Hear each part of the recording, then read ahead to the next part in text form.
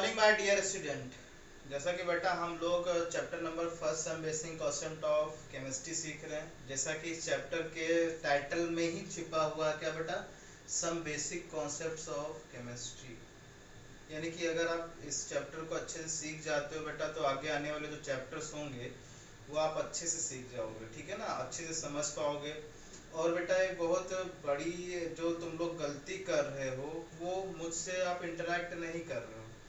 आप इंटरेक्ट नहीं करोगे बेटा तो आपका पढ़ने का मन ही नहीं करेगा, ठीक है ना। तो आप हो सके तो आप मुझसे इंटरेक्ट करने की कोशिश करिए। कोई डाउट आ रहा है या कुछ आ रहा बेटा फ़ोन करिए।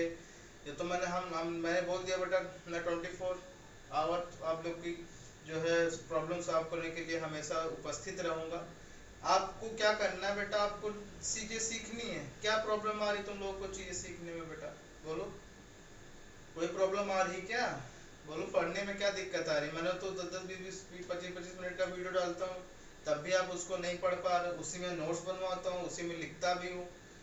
तो अगर आप अब भी नहीं सीख पा रहे हो बेटा, यही गलती 12th वालों ने की थी। जब मैं ऐसे छोटी छोटी वीडियो डाल रहा था तब वो लोग कैजुअल हो गए, कुछ सीखने की कोशिश नहीं की, ठीक है ना। केवल अब उनमें से 5% बच्चे हैं जो सीख रहे हैं केमिस्ट्री को, वाकई में जो सीखना चाहते हैं वो सीख रहे हैं, ठीक है बेटा।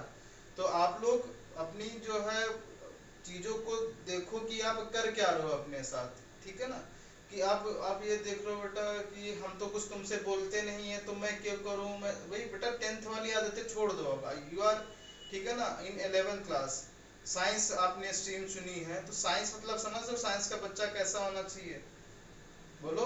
साइंस का बच्चा ये नहीं कि मतलब मूवी देख रहा, यूट्यूब चला रहा, ये कर रहा, वो कर रहा, घूम रहा, टहल रहा। साइंस, अगर आपने साइंस स्ट्रीम चूज की है तो अपने आप को एनालिसिस करिए, अपने आप को जानने की कोशिश करिए कि भाई आप कुछ ना कुछ सोच के तो ये स्ट्रीम चूज किया बेटा आपने, कि माँ बाप कहने से स्थिर कर लिया है। अगर आपको ये लग रहा है वाकई में कि आप आगे जाके कुछ इसके थ्रू कर पाओगे बेटा तो वाकई में मेहनत करने की जरूरत है। अब मेहनत करने का मतलब ये नहीं कि आपको कोई चीज़ रटाई जा रही है, ऐसा नहीं है बेटा। अगर आप इंटरेस्ट, थोड़ा सा भी इंटरेस्ट दिखाओगे, मुझसे क्वेश्चन पूछोगे, मुझसे इंटरेक्ट करोगे तो आप आगे जा चल पाओगे, ठीक है ना बेटा। तो ये भीड़ के साथ चलने की कोशिश मत करिए आप, या यू आर इंडिविजुअल। भीड़ जो कर रही क्या उसके साथ आप करोगे? 6 महीने से आपने क्या देखा तुमने बेटा, बताओ। तो यही टाइम है अपने आप को आगे ले जाने के लिए। अगर आपको प्रॉब्लम आ रही बेटा तो मुझसे पूछो, आप स्क्रीनशॉट भेजिए। आप जो है आपको कोई प्रॉब्लम आ रही है आप फ़ोन करके पूछिए उसको। ये नहीं कि आप कुछ मतलब बिल्कुल ख़त्म ही है, गायब हो गया बेटा, एक बार कॉल भी नहीं कर रहा आपने। एको बार किसी बच्चे ने, एक दो बच्चे छोड़ के जो जो वाकई डेडिकेटेड हैं साइंस स्ट्रीम के लिए, जो आप वाकई में जानना चाहते हैं वो तो सब कर ही रहे हैं। लेकिन मैंने पूछा बेटा इंटरेक्ट करने की जितनी आप कोशिश करोगे, ऐसा नहीं कि मैंने होमवर्क भेज दिया आपने उसको काम खत्म कर लिया, अब तो होमवर्क हो गया अब तो मैं घूम रहा हूँ, नहीं। आप एनसीईआरटी देखिए, नेट पे इतने सारे क्वेश्चंस पड़े हुए हैं। नहीं बोलो कि सर मैं और क्वेश्चन जानना चाह रहा हूँ तो मैं यहाँ पे मेरे पास बहुत सारे असाइनमेंट पड़ा हुआ, मैं आपको भेज दूंगा। आप देखो तो बेटा, यहीं से मेरी क्लास, तुम्हारी जो स्कूल से बेटा जो है 2 बच्चों का जेई मेंस में सिलेक्शन हुआ यहीं से, और कोटा जाके लोग सिलेक्शन करते हैं। तो कितना डिफरेंस आ रहा है बेटा, देख रहे हो तुम लोग,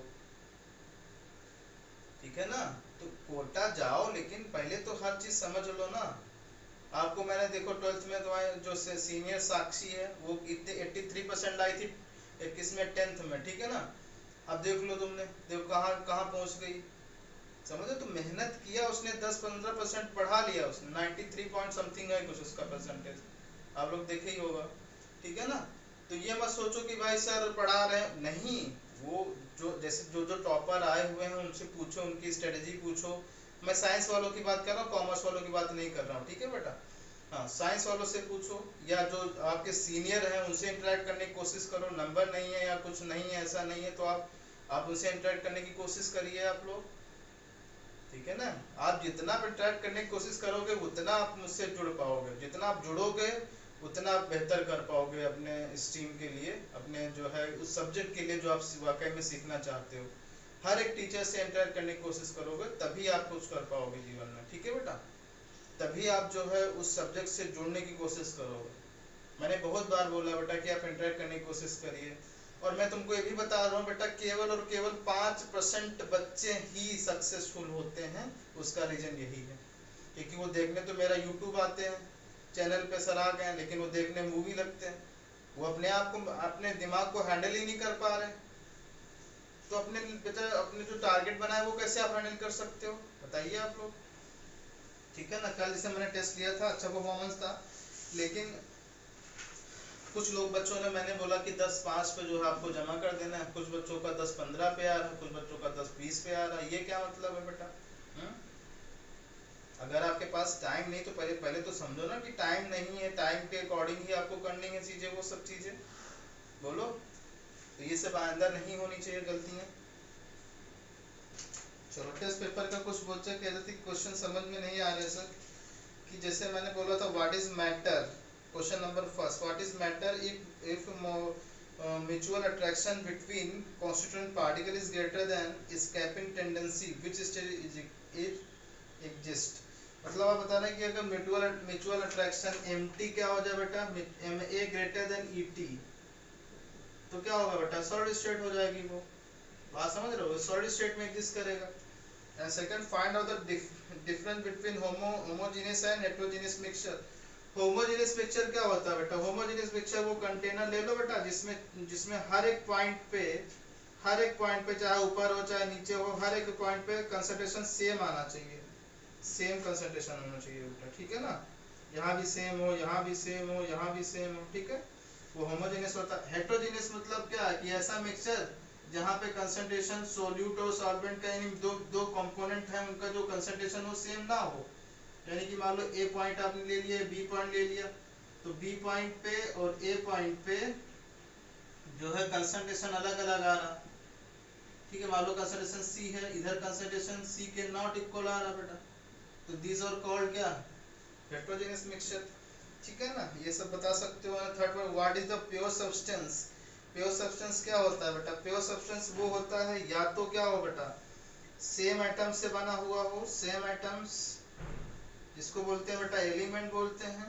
एलिमेंट क्या होते हैं? जो सेम टाइप के एटम से मिलके बने। जैसे मान लो कि आयरन है, तो आयरन Fe से मिलके बना होगा बेटा। आयरन की रॉड देखी है आपने, Fe से मिलके बनी है। ठीक है ना। and H2 is molecule, is it is pure substance? Yes, H2 is a pure substance। जैसा क्योंकि मैंने बताया, पहला रीजन क्या बताया कि सेम एटम्स हो, और दूसरा रीजन क्या बताया कि जो एटम्स कंबाइन हो रहे हैं वो फिक्स रेशियो में हो, irrespective of finding the source. यानी कि वो उनका जो कॉम्बिनेशन रेशियो 2:1 ही होना चाहिए, चाहे वो मतलब फाइंडिंग कहीं से भी प्राप्त हो रहे हो, लेकिन उनका रेशियो फिक्स होना चाहिए, तभी वो क्या कहलाएंगे, प्योर सब्सटेंस कहलाएंगे। ठीक है ना। जैसे वाटर की बात करें, वाटर चाहे समुद्र का हो, सी मतलब चाहे वो टेबल का हो, चाहे वो वेल का हो, चाहे वो नाली का हो, उसमें जो रेशियो रहेगा वो कितना रहना चाहिए, 2.1, तभी वो क्या कहलाएगा, प्योर सब्सटेंस। जैसे कार्बन डाइऑक्साइड है बेटा, तो कार्बन डाइऑक्साइड में कैसा होता है बेटा, कार्बन डाइऑक्साइड में कार्बन 1 एंड ऑक्सीजन 2 रेशियो में रहता है, तो ये दीज आर कॉल्ड क्या, प्योर सब्सटेंस। यानी all molecules are pure substance. ठीक है, and all elements are pure substance. Compound भी प्योर सब्सटेंस होंगे, but mixture is not pure substance. ये तो मैंने बहुत डिस्कशन किया था इस टॉपिक पे। ओके बेटा। And what is mole? Mole क्या है? Mole is nothing but it is a number. Number कितना होना चाहिए बेटा, 6.023 × 10⁻23 पार्टिकल्स। ये पार्टिकल अगर है तो वो किसके बराबर है बेटा, एक मोल के बराबर है। ठीक है ना, मोल के बराबर है। बता रहा है if any molecule made up of hydrogen and oxygen can be measure number of atom present in from moles. यार ये देखो बता रहे कि मॉलिक्यूल है कोई, मॉलिक्यूल अगर कोई है बेटा, जैसे मान लो कि हाइड्रोजन और ऑक्सीजन से मिलके वाटर बना है। ठीक है ना, तो ये पूछ रहा है क्या इससे इसको मेजर कर सकते हो? मेजर करने की जरूरत ही क्या है बेटा, एक मॉलिक्यूल मतलब एक पार्टिकल वाटर का, तो क्या जरूरत है कि यहाँ पे 2 लिखा है और यहाँ पे 1 लिखा है। ये तो तुमको ऐसे दिख रहा है, दिख रहा है कि नहीं दिख रहा है, बोलो। तो मॉलिक्यूल को मेजर कैसे कर सकते हो? मॉलिक्यूल तो एक ही है, लेकिन कर सकते हो मोल से तो कुछ भी डिजिट आप बता सकते हो कि भाई ये 1 है, ये 2 है। ठीक है बेटा, एक मॉलिक्यूल की बात है, मॉलिक्यूल में आप मोल क्यों लगाओगे बेटा? तुम सोचो एक मोल है, उसमें आप हाइड्रोजन और इधर दिख ही रहा ना कि 2 हाइड्रोजन है, ऑक्सीजन है। ठीक है, तो मोल लगा सकते हो, can be measure, yes measure कर सकते हैं। एंड ये बता रहा है question number 5, 20 gram CO2 gas kept in container, find out the volume the container. तो 20 ग्राम अगर है कंटेनर CO2 है तो उसको एक कंटेनर में रखा गया है और फिर उसको कंटेनर का वॉल्यूम निकालना है। तो आपको n निकाल लेना है बेटा। CO2 जैसे है, CO2 का जो मॉलिक्यूलर वेट है ये कितने ग्राम है बेटा, 20 ग्राम है, ये दे रखा है, ये वेट दे रखा है। And molecular weight of CO2 कितना होगा बेटा, एक कार्बन है और दो ऑक्सीजन है, तो 1 इंटू 12 प्लस 2 इंटू 16, 32 प्लस यानी कि 12 प्लस 32 इक्वल टू 44 ग्राम आ गया। एन निकालो बेटा, W अपॉन M, W कितना है 20 अपॉन 44, ये है। अब इसको 2 से काट दो,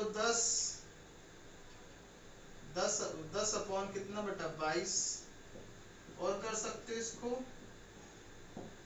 100 आ गया, 4 5 दूनी 10, 5 दूनी 11, 4 से कट जाएगा बेटा 0, 4 दूनी 8, 4 दूनी 8, ये कितना बचा 2, एक बच्चा 0 बढ़ाया, 5 से काट सकते हो इसको, 5 दूनी 10, 5 10 11, देखो 0 पॉइंट n कितना आ गया बेटा 0.45, ये आ गया।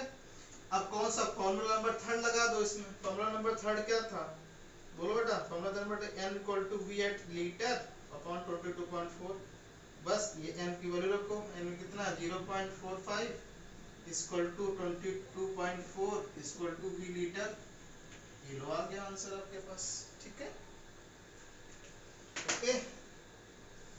एंड पूछ रहा कि calculate percent water of crystallization in Mohr salt FeSO4.7H2O। तो FeSO4 में क्या डाउट आ रहा बेटा तुम लोगों को, FeSO4 मतलब क्या है कि आपको, हाँ ये बता, क्वेश्चन नंबर 6 में पूछ रहा है कि कैलकुलेट H2 C2H5OH, ठीक है ना। तो इनको AMU में बताना है और कितना, और ग्राम में भी बताना। तो ग्राम AMU क्या होगा बेटा, ये बताना है आपको। ये देख लो पहले कितना है, तो 2 कार्बन है, 5 हाइड्रोजन है और एक नहीं 6 हाइड्रोजन है और एक ऑक्सीजन है, ठीक है ना। तो 2 into 12 plus 6 into 1 plus 1 into 16, ठीक है ना। तो कितना होगा 24 प्लस 6 प्लस 16, कितना आ गया बेटा, ये होगा 30, 46, ये 46 AMU हो गया बेटा, और ये कितना हो गया 46 ग्राम हो गया। क्या डाउट आ रहा बेटा तुम लोगों को, कोई डाउट नहीं आ रहा, ठीक है। Calculate percent water of crystallization, कितना परसेंट ऑफ वाटर क्रिस्टलाइजेशन है वो आपसे पूछ रहे हैं।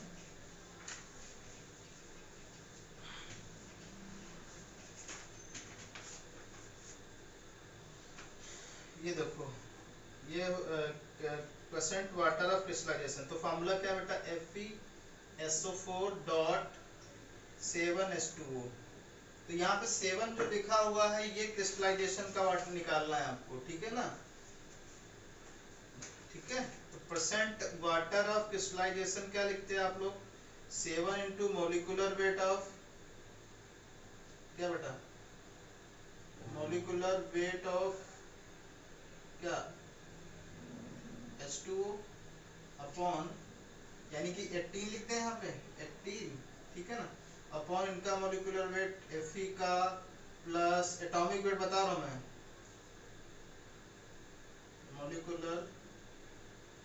मोलिकुलर वेट ऑफ क्या FeSO4.7H2O निकाल लोगे बेटा। F में एक F है, एक Fe है, प्लस एक सल्फर है, प्लस ये एक लिखता हूँ मैं बेटा, ऐसा नहीं 7 समझ लेना तुम लोग, प्लस 4 क्या बेटा 4 ऑक्सीजन है, प्लस 7 इंटू क्या करोगे ये 18 लिख देना, क्योंकि वाटर 18 होता है। ये आप इनकी वैल्यू यहाँ रखोगे, नीचे रखोगे, इंटू 100 से मल्टीप्लाई कर दोगे, आंसर आ जाएगा, ठीक है ना। फिर बता रहा what is the MF and EF of C6H12O6। MF और EF निकालना C6, तो C6H12O6 ये आप एफ निकालो। इसमें बेटा पहले 6 कॉमन ले लो, 6 कॉमन ले लोगे तो क्या बचेगा, यहाँ पे लेना बेटा, यहाँ पे लो 6 कॉमन, यहाँ पे लिखेगा C2O। बेटा मैंने बोला था कि अगर कोई संख्या कॉमन लो, ऐसी कॉमन लो कि अगर तीनों में संख्या कोई कॉमन हो रही है तभी आप कॉमन ले लो, और कॉमन लेने के बाद जो बचेगा वही क्या होता है, इम्पिरिकल फार्मूला होता है, वो सिंपलेस्ट रेशियो जिसको बोलते हैं। एंड एग्जैक्ट रेशियो जो होता है, ये एग्जैक्ट लिख देना बेटा, C6H12O6, जो एग्जैक्ट हो वो, और सिंपलेस्ट रेशियो वो। थोड़ा बच्चे कंफ्यूज हो रहे हैं बेटा। और यहाँ पे n कितना आएगा, n यहाँ पे 6 है क्योंकि n कॉमन ले रहे हो आप लोग, ठीक है ना। देखो इसमें क्या डाउट आ रहा है बेटा आप लोगों को। और अगर अगर कॉमन लेने, कॉमन तीनों में संख्या यहाँ मान लो कितना हो जाता है, यहाँ मान लो 7 हो जाता है, तो 7 इसमें नहीं मिल रहा है, इसमें मिल रहा है, इसमें नहीं मिल रहा, तो आप 6 कॉमन नहीं लेते, कोई संख्या कॉमन नहीं लेता, दोनों संख्या, दोनों फॉर्मूले समान हो जाते फिर, ठीक है ना। इस यहाँ हो जाता है C6H12O7, यहाँ पे क्या आ जाता है बेटा, C6H12O7 हो जाता है, क्योंकि जब संख्या तीनों में कॉमन होगी उसी को ही आप क्या कर सकते हो, कॉमन लेने के बाद जो सिंपलेस्ट रेशियो बचेगा वही क्या कहलाएगा, EF कहलाएगा, ठीक है ना। और दो संख्या कॉमन नहीं तो दोनों की संख्या क्या, दोनों empirical and molecular formula same हो जाते हैं, ठीक है, बात समझ गए, ओके। एंड यहाँ पे बेटा देखो, यहाँ पे आपको जो सबसे ज्यादा कंफ्यूजन वाला जो टॉपिक था, जो 4 नंबर का क्वेश्चन था बेटा, उसमें आप लोग कंफ्यूज हो गए। 2 ऑक्साइड है, मेटल ऑक्साइड है, ठीक है, 2 मेटल ऑक्साइड है, एक MO है, एक अननोन है,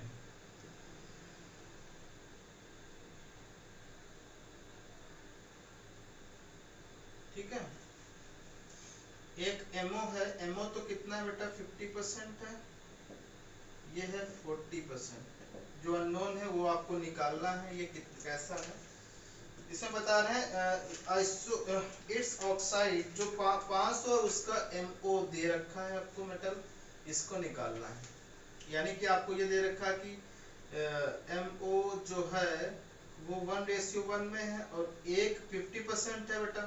यानी कि अगर मेटल कितना है बेटा, मेटल कितना है 50%, तो ऑक्सीजन भी कितना होगा बेटा, 50% होगा, होगा कि नहीं होगा, बोलो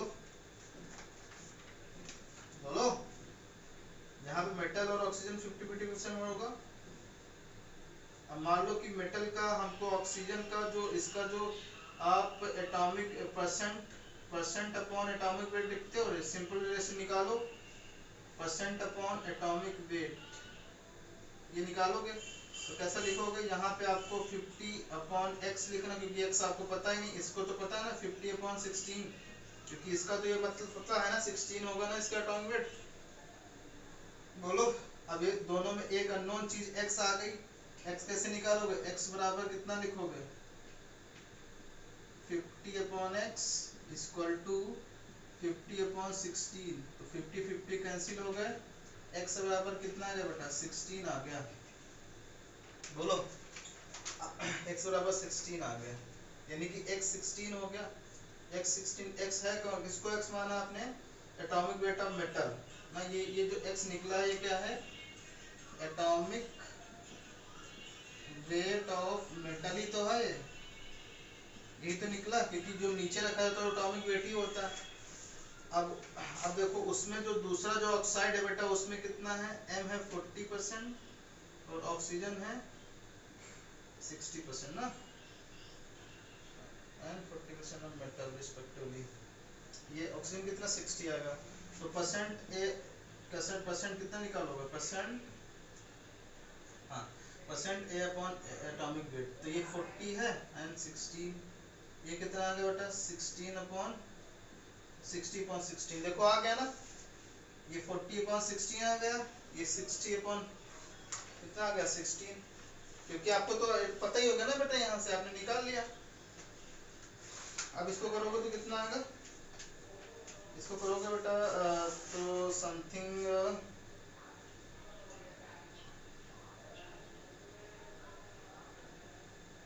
16×3 = 32, 16×3 = 48,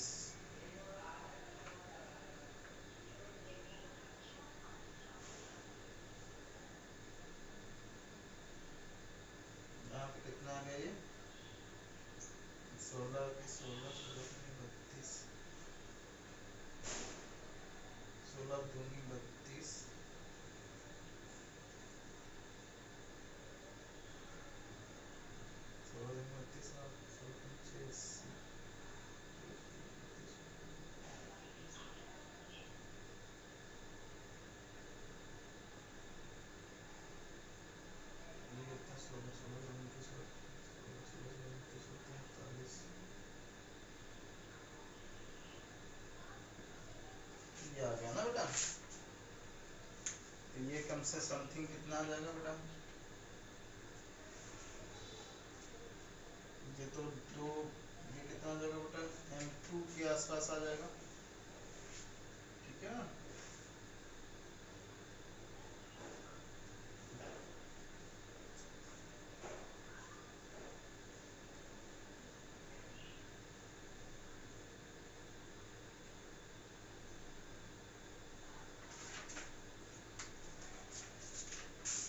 तो यहाँ पे बेटा 2:5, 2:5 को डिवाइड कर दोगे, यहाँ 3:7, यहाँ 2.5। आपने किसको लोएस्ट चुना था वो देख लो, ये तो 1 आ गया, ये कितना आ गया 37/25, 1 कितना बचा, 1 पॉइंट, यहाँ पे कितना बचा बेटा 25 है ना, 5 उधर, 7 12, 120, 25 गुना 50, 75।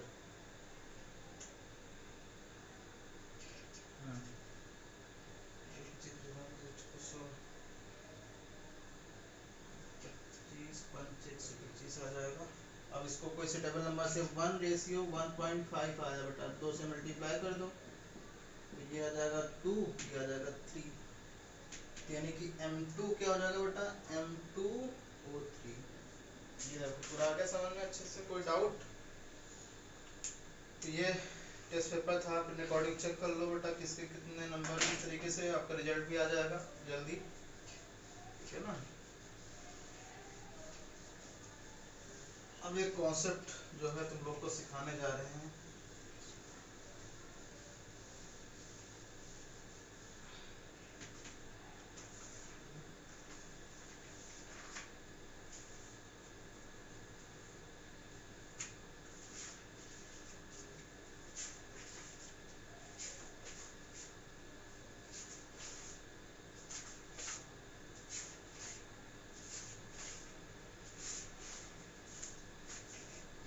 हाँ कॉन्सेप्ट रिलेटेड टू डेंसिटी, एक नया कॉन्सेप्ट है बेटा, कॉन्सेप्ट रिलेटेड टू डेंसिटी। क्या होता है बेटा कि आपको कभी कभी आपको डेंसिटी दे दी जाएगी और आपसे पूछेगी कि बताओ बेकर फार्मूला मॉलिक्यूलर फार्मूला क्या होगा, तो कुछ नहीं, डेंसिटी होती क्या है बेटा बताओ, डेंसिटी होती है मास अपॉन वॉल्यूम, यही तो होता है। बोलो ये, बोलो कि हाँ कितने मतलब कितने वॉल्यूम में कितना मास इज कॉल्ड डेंसिटी। और यूनिट क्या होती है डेंसिटी की बेटा, बोलो यूनिट क्या होती है, एक एमकेएस में यूनिट होती है और एक सीजीएस में होती है बेटा।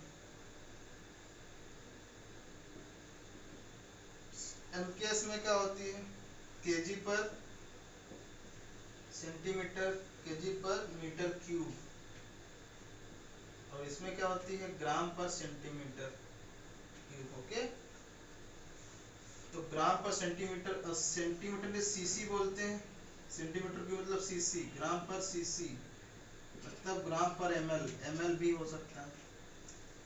ओके, यानी ये चीज याद रखना कि क्यूबिक सेंटीमीटर जो होता है वो 1 ml के बराबर होता है, ये चीज याद रखना। ओके बेटा, डेंसिटी समझ में आ गया, डेंसिटी क्या होती है, और डेंसिटी का फार्मूला ये होता है जिसको जो है ये फार्मूला होता है डेंसिटी का। डेंसिटी 2 टाइप की होती हैं, कौन कौन सी, डेंसिटी इज 2 टाइप।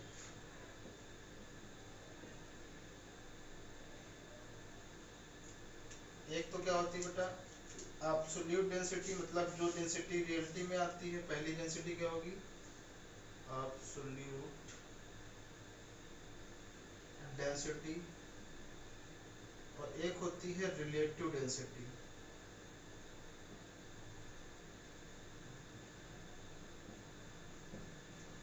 ठीक है, जो एब्सोल्यूट डेंसिटी होती है वो होता है एग्जैक्ट आनी चाहिए, वो चाहे वो सॉलिड हो बेटा, चाहे क्या हो लिक्विड हो, चाहे वो गैस हो, उसमें क्या लगाओगे बेटा मास अपॉन वॉल्यूम ही लगाओगे। वो एब्सोल्यूट डेंसिटी होती है। यानी कि ये सबके लिए सेम होती है बेटा, सबके सॉलिड लिक्विड हो चाहे गैस हो सबके लिए सेम होती है। एंड रिलेटिव डेंसिटी क्या होती है?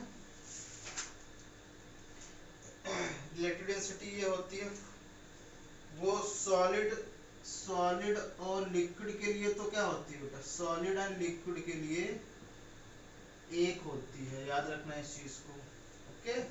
बट गैस के लिए थोड़ा डिफरेंट होती है। गैस को बोलते हैं vapour density, vapour density, gas के लिए जो वेपर डेंसिटी आती है, ठीक है बेटा। यानी कि गैस के लिए जो आप लोग जो है निकालना है तो वेपर डेंसिटी निकालोगे, गैस की बात हो रही है, ठीक है ना। वो कैसे निकालोगे, ऐसे निकालोगे। वेपर डेंसिटी फॉर्मूला क्या होता है, density of density of density of density of substance 1 upon density of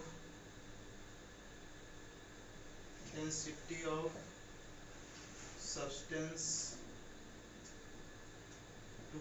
ये वेपर डेंसिटी कौन सी आ गई, रिलेटिव वाली बोल रहा हूँ मैं, यानी रिलेटिव और रिस्पेक्ट में निकाल रहे हैं।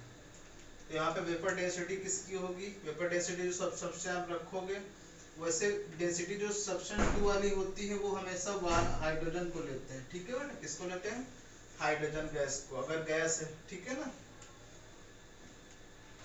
अगर आपको कुछ दिया नहीं गया तो आप हमेशा हाइड्रोजन को ही मानोगे, ठीक है ना। तो आपको क्या लिखना, मॉलिक्यूलर वेट अपॉन 2, क्योंकि मॉलिक्यूलर वेट ऑफ हाइड्रोजन कितना होता है, 2 ही तो होता है। तो ये वेपर डेंसिटी का फॉर्मूला आ गया, ठीक है।